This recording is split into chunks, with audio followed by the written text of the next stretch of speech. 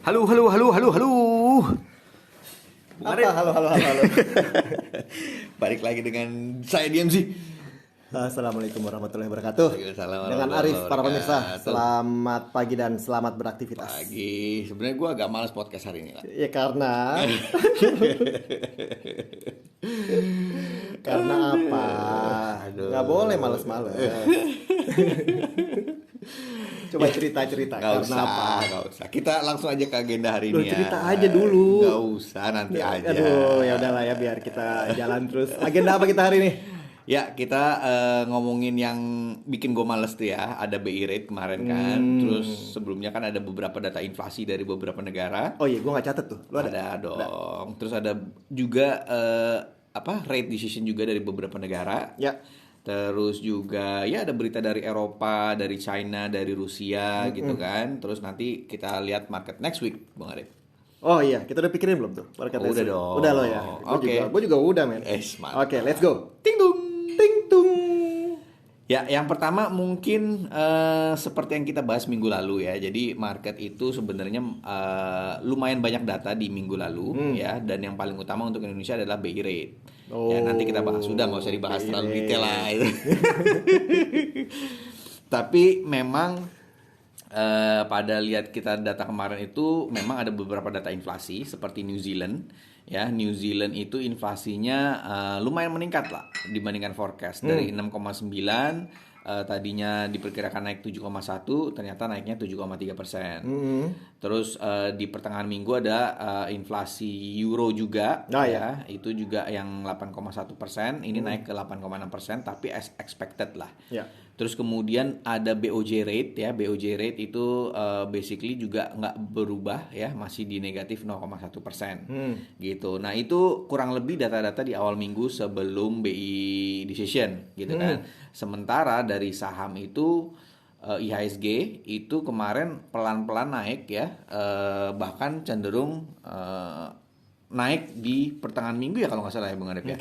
Dari 6.600-an dia udah membaik ke 6.800 padahal kalau nggak salah itu sebelum BI rate decision. Pokoknya dia itu soalnya yang gue perhatiin dia ngotot banget pokoknya di atas 6.700 aja pokoknya.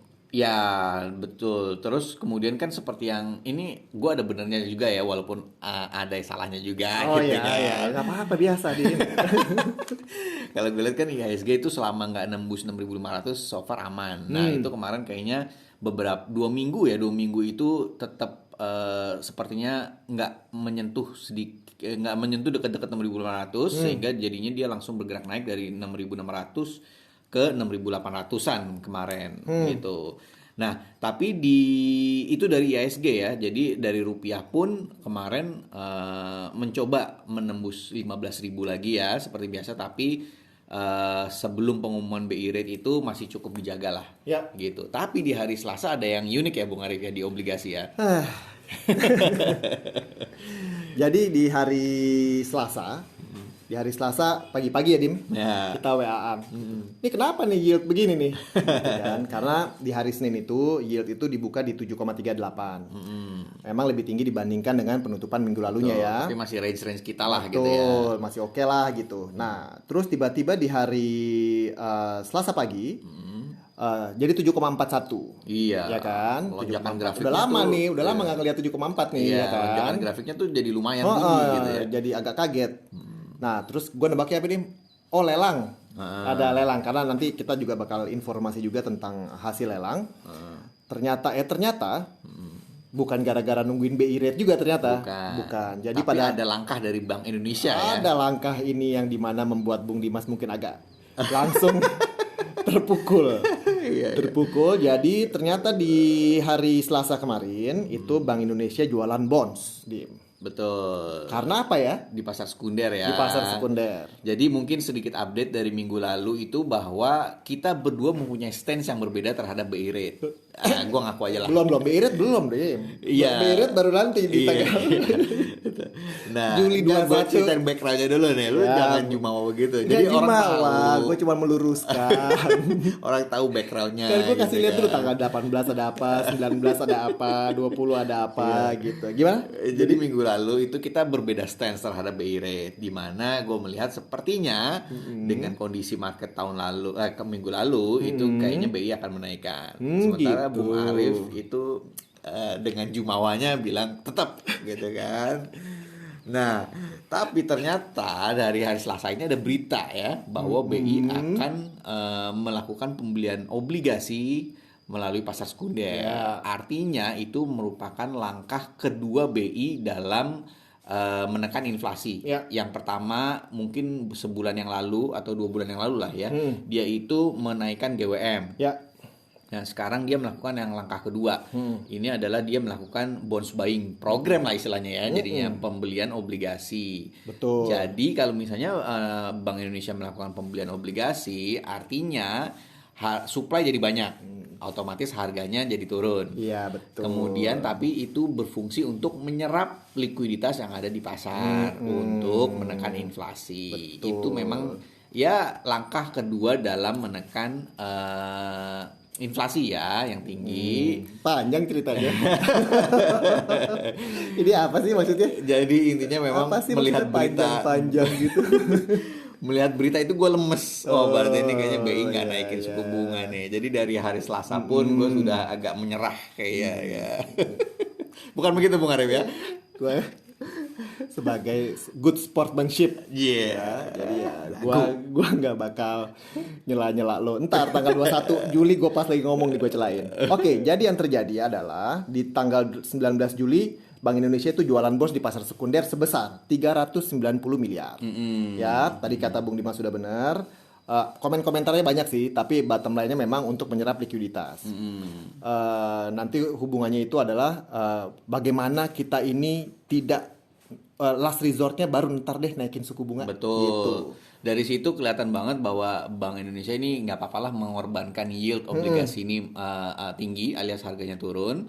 Tapi ibaratnya dia bener-bener yang tadi Bung Arif kayaknya last resort banget lah naikin suku bunga. Jadi Kayaknya sekarang pokoknya yang punya duit sekarang diambil-ambilin dulu sama BI biar lo nggak belanja dulu. betul. Untuk menjaga tingkat inflasi berarti kan. Betul. Dan ini memang salah satu kekuatan dari Indonesia ya, karena Indonesia itu Bank Indonesia, pemerintah melalui Menteri Keuangan dan OJK ya sepertinya ya kalau nggak salah ada. Jadi ada otoritas keuangan ini bekerja sama dalam mengeluarkan kebijakan. Beda dengan US ya. US itu Independen sekali. Iya, Fed itu independence, bekerja tidak mengikuti ataupun tidak bekerja sama dengan pemerintah gitu loh. Jadi bank sentral punya kebijakan sendiri, nanti pemerintah punya kebijakan sendiri. Nah, ini kelihatan banget kerjasamanya gitu kan. Jadi bahwa intinya mereka mau mendorong pertumbuhan tetap, tapi gimana caranya untuk menekan inflasi ya. Jadi ya seperti dia mengorbankan harga Gak obligasi. boleh ngomong dikorbankan. Kenapa sih mesti ngomong dikorbankan tuh maknanya negatif. Jadi memang collaborations. Yes, keren banget. Collaborations the best gitu kan. Nah anyway. Nah pada hari itu juga di hari Selasa itu ada lelang. Lelang obligasi yang FR yang fixed rate, lelang obligasi pemerintah itu yang untuk bidnya total bid yang masuk lebih tinggi dibandingkan dengan lelang FR, lelang FR di sebelumnya betul. Total bid yang masuk tuh 29,45 T. Kalau kita bandingin sama tanggal 5 Juli 25,98 T. Jadi ada peningkatan. Tapi yang diserap lebih sedikit. Tadinya di sebelumnya tanggal 5 Juli itu adalah 13,8 triliun. Sekarang yang diabsorb hanya 11,87 triliun. Biasanya kalau konven kan 20 T gitu kan yang diserap. Ya ini makin kecil aja. Jadi memang melihat dari pertahanan inflasi ini, ya salah satunya adalah kagak bakal gua kasih lo gede-gede yieldnya. Pas lagi dilelang juga ya kan. Nah jadi memang mungkin karena kalau kita lihat komentar Bapak Peri di minggu lalu kalau nggak salah itu di dalam komentarnya kan bilang bahwa beliau masih comfortable dengan tingkat inflasi yang ada sekarang. Jadi sudah ada something on his mind akan berbuat apa? Apakah menaikkan suku bunga atau tidak? Nah, gitu kan. Oke lah. Hari Selasa juga ada pengumuman CPI-nya Euro, tadi lo udah sebutin ya, Dim? Ya udah, ya basically as expected yang Euro. Tapi selain itu juga ada Kanada. Kanada ini justru below expectation, walaupun naik juga ya dari 7,7 diperkirakan naik ke 8,4, tapi ternyata 8,1. Terus juga di akhir minggu itu ada yang menarik itu juga ada, kita ngomongin data dulu ya. Jadi ECB itu kemarin juga menaikkan rate. Ya, suku bunga itu kalau misalnya kita lihat tadi BI rate ditahan, kemudian beberapa bank sentral lainnya juga sudah menaikkan. Nah, ECB ini mengikuti yang lainnya. Dia dari negatif 0,5% diperkirakan naik ke negatif 0,25 ya kalau nggak salah ya. Ini tapi ternyata naiknya ke di 0% rate-nya gitu. Ini sekali lagi untuk langkah mereka untuk mengatasi inflasi, mengkonten inflasi. Nah, kalau dibilang itu di Euro itu, kalau disebut di TV itu the end of negative rate. Karena sudah jadi 0 sekarang. Iya, betul. Karena memang ada beberapa berita bagus, ada beberapa berita jelek juga sih di market terkait, bukan terkait data ya. Tadi data udah kita bahas. Cuman terkait misalnya oil itu kemarin harganya steady di bawah atau di antara 100 lah, jadi hovering around 100 gitu. Nah, ya itu mungkin memang karena ada ketakutan resesi pertama gitu. Kemudian ya mungkin market berharap ya dengan bukan membaiknya ya, jadi kayak semacam ada inisiatif dari Biden untuk ketemu MBS, itu mungkin ada jadi membuat harga minyak turun walaupun market agak skeptis ya gitu. Tapi ya ini ujung-ujungnya oilnya agak turun ya, jadi mudah-mudahan kalau misalnya pertemuan dengan Biden MBS itu berhasil, siapa tahu oil bisa di bawah sekitaran $80 lagi gitu. Lumayan lah ya untuk apa namanya, senjata untuk menenangkan inflasi. Betul. Ya kan? Betul. Terus kemudian ada berita juga yang bagus, itu adalah Rusia sudah kembali mengalirkan gas alamnya ke Eropa yang tadinya sempat berhenti sama sekali. 20%. 40 kalau 40%. 40. Jadi kemarin tuh alasannya gede lagi dong, di maintenance. 40% dikasih lagi. Iya, lumayan, tapi kan nggak 100% lah ya. Oh. Gitu. Terus tapi itu gue lihat tuh komennya tuh. Waktu dikasih dengan beberapa kondisi, kata Putin ya kan. Iya, karena kan katanya itu mereka terkait maintenance waktu itu benar-benar ditutup. Jadi sempat berapa waktu itu ditutup katanya dalam maintenance karena menunggu turbin atau apalah gitu alatnya. Padahal turbin. Iya nggak tahu lah, tapi alatnya itu kan memang kayak semacam susah mereka belinya dengan adanya blokade ekonomi gitu, alasannya begitu. Nah sekarang sekarang mereka sudah mengalihkan 40%. Ya. Terus kemudian terakhir itu ada perjanjian ekspor gandum lagi nih antara Ukraina dan Rusia gitu. Jadi ini mungkin mudah-mudahan dari sisi harga minyak, gas dan juga bahan pangan diharapkan bisa turun dan menekan inflasi. Collaboration. Gitu. Betul, collaboration. Walaupun lagi perang tetap collaboration. Betul. Kan, tapi ada negatifnya nih Bung Arif. Aduh. Di Eropa itu lagi panas-panasnya. Heat wave, gelombang panas di Eropa. Sampai aspal meleleh. Iya. Gue baca tuh kemarin tuh. Iya, jadi katanya mereka itu beda panasnya di Indonesia. Kalau Indonesia kita udah terbiasa sama panas, jadi di rumah ada kipas. Mereka nggak siap. Mereka itu nggak ada kipas. Tapi kan ada AC, Dip. Iya, itu mungkin karena udah nggak tembus freon habis. Nggak ada gas, nggak ada listrik gitu kan, nggak tahu juga gitu. Nah itu juga mungkin yang membuat ya bisa jadi kan namanya panas banget itu tentu saja merusak misalnya bahan-bahan pangan kayak gitu kan. Terus itu dari Eropa. Kemudian di China itu juga masih ada beberapa lockdown.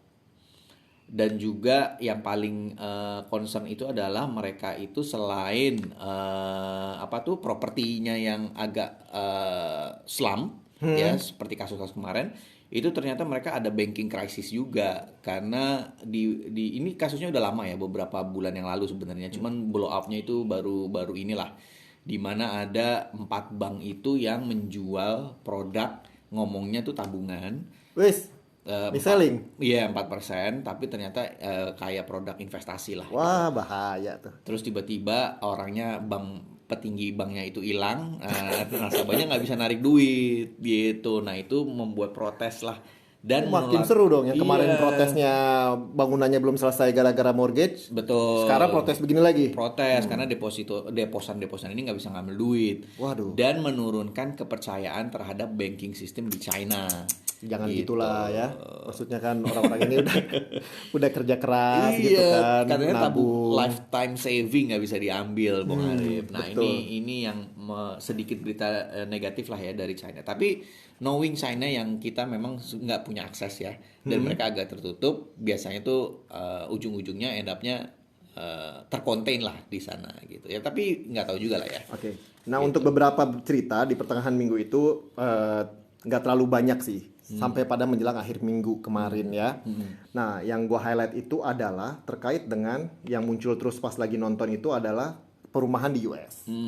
Yang di highlight itu adalah bahwa aplikasi-aplikasi pengajuan untuk cicilan itu terendah sejak awal-awal tahun 2000. Ya, make sense karena Ya kan kan? mereka melihat bunga bakal naik nih kayak gini gitu. Ya kan? Nah, jadi apa namanya? Ini sebenarnya untuk yang krisis kali ini mungkin perlu diperhatikan dengan lebih fokus dan sikapi dengan lebih bijak. Karena nanti gua update lagi. Ini nyambung sama apa yang udah pengen gua highlight dari beberapa lama lalu.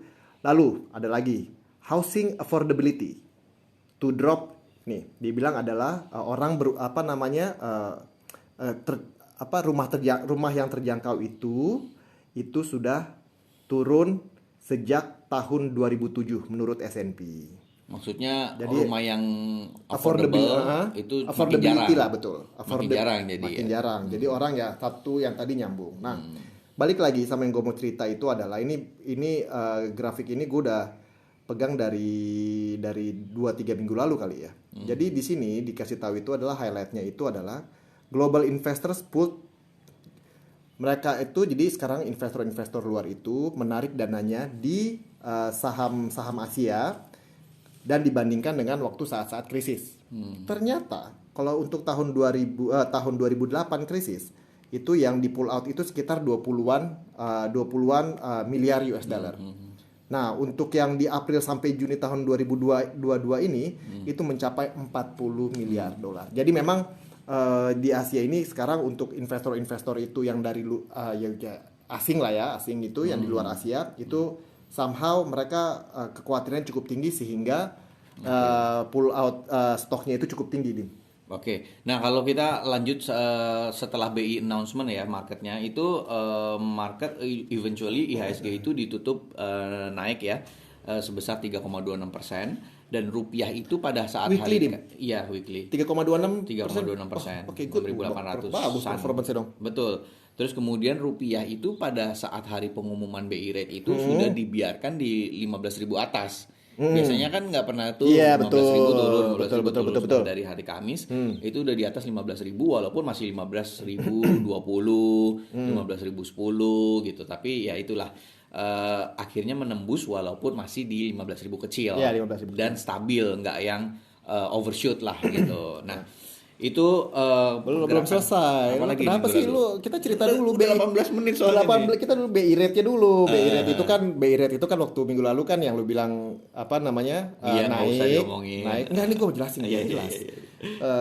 Lu bilang kan naik gitu Iya, kan. heeh. Nah, ternyata BI rate itu pada tanggal hari Kamis itu ya, Dim ya. Iya, betul. Yang lu WA gua malam-malam. Enggak, Nah, pagi. sore pagi. Siang, Pagi. sore. Ya, sore kan. Jam 2. Nah, terus ternyata BI rate stay, Dim. Ya. Udah, Seperti iya, 3,5%, di 3,5% tidak berubah tetap dan tidak naik. Nah, itu aja infonya gue kasih tahu. Kenapa sih? Kan tadi udah kita bahas, ngapain diulang-ulang lagi? Nggak disebut-sebut tadi angkanya. Oh, iya. Ya jadi marketnya setelah kenaikan pun agak steady ya. Dan ini kita berarti lanjut ke minggu depan. Karena minggu depan ada data yang penting banget. Apa, Dim? Itu Fed. Iya, The Fed betul. FOMC meeting itu 28 Juli. Itu Aduh. biasanya dini hari ya, hari Kamis ya biasanya ya. Tapi sebelumnya juga ada inflasi Aussie. Inflasi Aussie ini juga diperkirakan naik ya ke 6,3%. Ya, dan ini Aussie juga salah satu negara yang kemungkinan akan terjadi resesi. Gitu. Australia, Dim? Karena kan dia eksportir komoditas Oh. ya. Terus kemudian inflasi Jerman, inflasi Euro, dan yang paling penting tadi FOMC. FOMC itu tanggal 28. Nah, apakah 28 naik? kita apa 28? 28 Juli kita. Kita ya? Pagi hari, dini hari biasanya. Dini hari ya. Kita begadang. Nggak usah. Ngapain? Nah, ini yang paling penting adalah naik 75 atau 50. 75 atau 1 sekarang? Iya, wah, betul. Yang bener lu, Dim. Ya, tadinya kan begitu. Cuman kan memang minggu-minggu lalu kan mereka agak menetralkan lah ya. Jadi lebih kecenderung ke 75 sih saat ini. Gimana menurut Bung Arif? Ntar gue salah lagi nih. Apa. Ini bukan masalah salah atau benar, pendapat aja. Kalau menurut gua gue juga kagak tahu sih, Dim. Ini akhirnya gue jadi nebak gitu. Paling ya menurut lu berapa? 75 sih. Kalau gitu sama dong kita. Ya. Dan ini sepertinya market juga expect-nya 75. Kalau di podcast kita di Dim ya, kita mesti jawabnya berbeda, tau gak, Dim? Jadi tidak seluruh podcast kita salah. Oh iya benar juga. Kan? Secara keseluruhan kita ada benernya. Iya, jadi market sih overall saat ini baru price in 75. Jadi kalau misalnya tiba-tiba dia naikin atau ada berita-berita menjelang Fed itu dia naikin 1%, itu market pasti akan turun. Tapi kalau gitu ya? Iya, tapi kalau misalnya dia bahkan 50 dan segala macam, yaitu marketnya mungkin agak waiting on the sideline juga sih basically. Oh iya pasti. Itu dari hari kita bisa ngelihat gerakan-gerakan dari hari Selasa atau Rabu minggu depan udah mulai bergerak tuh. Bahkan Senin kadang-kadang suka ada ya gitu. Nah, jadi overall marketnya kemungkinan selama Fed-nya masih 75 basis point, gua rasa nggak akan ada gejolak apa-apa. Gitu. Kalau untuk di bonds, gue cuma akan sebut range-nya aja. Bonds itu ditutup terakhir itu di 7.49. Jadi kalau kita lihat minggu depan, kemungkinan gue ngelihat ya kayak minggu lalu gue punya stance itu adalah 7.6 tuh hard resistance untuk yield-nya.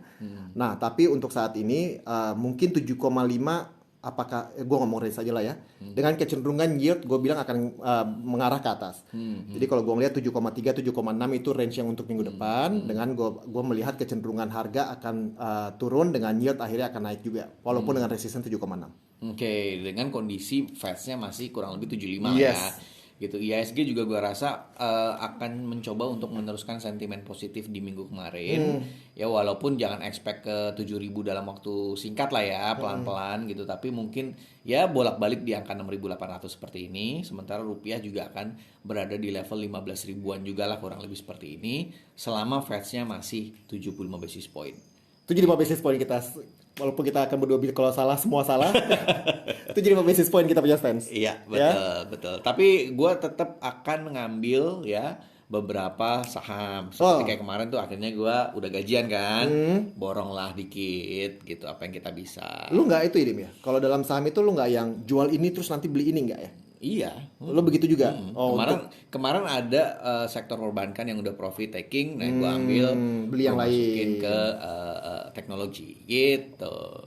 Oh ya, faktor favorit lo masih teknologi lah ya? Iya, karena turunnya udah lumayan lah dan ya menarik lah. Kedepannya mudah-mudahan. Semoga para pemirsa sehat-sehat terus. Please jaga protokol COVID-nya. Iya, karena Biden aja positif, men. Positif. Padahal dia udah vaksin 2 kali, udah booster 2 kali. Gitu. Ya udahlah, pokoknya semuanya please jaga protokol, tetap sehat semuanya. Have a good week next week ya.